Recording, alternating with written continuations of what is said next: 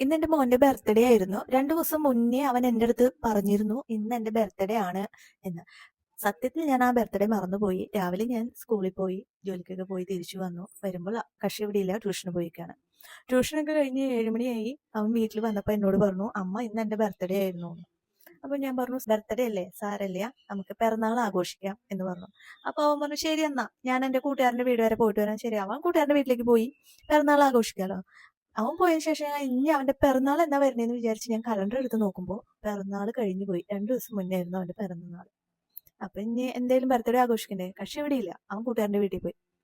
അപ്പൊ ഞാൻ ഹസ്ബൻഡിനോട് പറഞ്ഞു, പോയി ഒരു കേക്ക് മേടിച്ചു കൊണ്ടുപോവാ, വരുന്ന വഴിയിൽ അവനെ പിക്ക് ചെയ്തോളൂ എന്ന് പറഞ്ഞു. അങ്ങനെ അവനോട് എന്ത് പറയും, പെട്ടെന്ന് തന്നെ പിക്ക് ചെയ്യും. അപ്പൊ ഞാൻ അവനോട് പറയണ്ട, കേക്ക് കട്ട് ചെയ്യാനാ വിളിക്കണേന്ന്, എനിക്ക് വയ്യാന്ന് പറഞ്ഞാൽ മതി എന്ന് പറഞ്ഞു.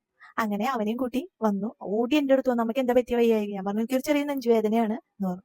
അങ്ങനെ കേക്ക് കൊണ്ടുവന്നു. അപ്പത്തേന് ഹസ്ബൻഡ് എടുത്ത് കൊണ്ടുവന്നു. അതിൽ മെഴുകുതിരിയൊക്കെ കത്തിച്ചു.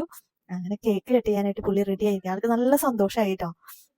അങ്ങനെ അവിടെ ഇരുന്ന് പുള്ളി ഞങ്ങൾ happy birthday to you, happy birthday to you, happy birthday Ashi, happy birthday to you. അങ്ങനെ കട്ട് ചെയ്ത് ഒരു കേക്കിൻ കഷ്ണം കൊണ്ട് നേരെ എൻ്റെ അടുത്തേക്ക് വന്നു. അപ്പൊ ഞാൻ പറഞ്ഞു, ആദ്യം അച്ഛന് കൊടുക്ക്.